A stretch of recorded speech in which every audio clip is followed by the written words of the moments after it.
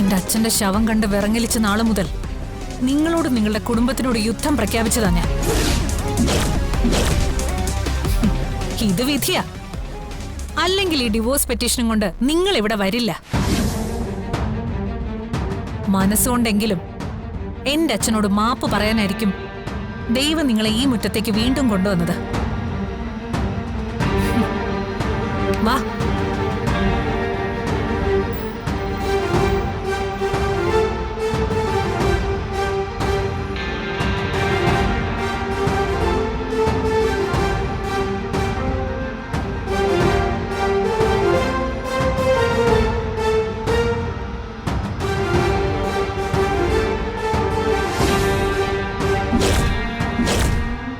നോക്ക്, ഇനിയും നിമഞ്ജനം ചെയ്യാത്ത എന്റെ അച്ഛന്റെ ചിതാഭസ്മോ ഇത്.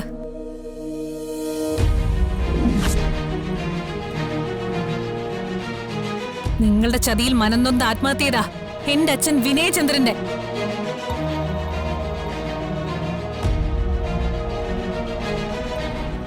നിങ്ങളുടെ പ്രിയപ്പെട്ട സുഹൃത്തിന്റെ ചിതാഭസ്മം എന്റെ അച്ഛന്റെ ആത്മാവിന് ഇതുവരെ മോക്ഷം കിട്ടിയിട്ടില്ല. നിങ്ങളുടെ നെല്ലിശ്ശേരി വീടിന്റെ തകർച്ച പൂർണ്ണമായ മാത്രമേ ഞാൻ എന്റെ അച്ഛന്റെ ചിതാഭസ്മം ഗംഗയിൽ കൊണ്ടുപോയി നിമഞ്ജനം ചെയ്യും.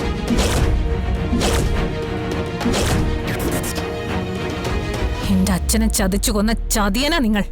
ഞാൻ ആരെയും കൊന്നിട്ടില്ല.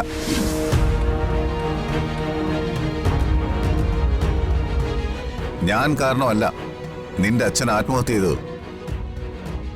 വാക്ക് തെറ്റിച്ചതും എന്നെ ചതിച്ചതും നിന്റെ അച്ഛനാ. ഇയാളിനി ആവശ്യമില്ലാത്ത വല്ലതും വിളിച്ചു പറയൂ.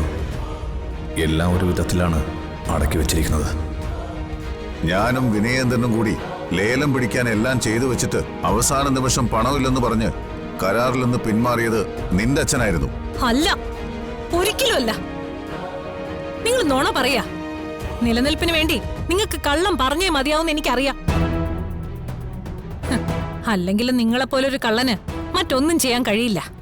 നീ എന്നെ തെറ്റിദ്ധരിച്ചിരിക്കുകയാണ്. യഥാർത്ഥത്തിൽ ചതിച്ചത് നിന്റെ അച്ഛനാ.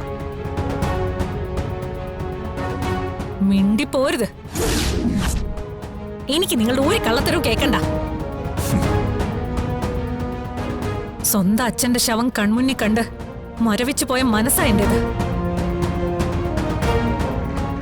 കണ്ടില്ലേ, ചുവന്ന പട്ടിനുള്ളിൽ ഈ മൺകുടത്തിൽ ഇപ്പോഴും ഞാൻ സൂക്ഷിച്ചിരിക്കുന്നത് എന്റെ അച്ഛന്റെ ചിതാഭസ്മോ അസ്ഥികളുവാ.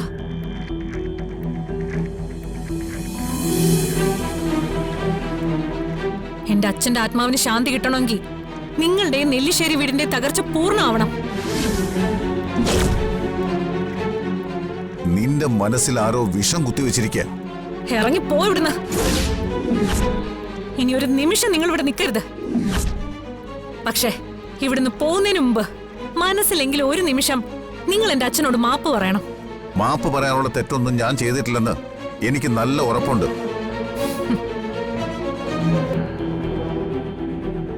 നീ ഇതിൽ ഒപ്പിട്ടാലും ഇല്ലെങ്കിലും എന്റെ മകന്റെ ഭാര്യയായി നീ ഇനി നെല്ലിശ്ശേരിയിൽ ഉണ്ടാവില്ല. അത് നിന്നോട് പറയാൻ കൂടിയാ ഞാൻ വന്നത്. നിനക്കിഷ്ടമുള്ളത് എന്തും ചെയ്യാം.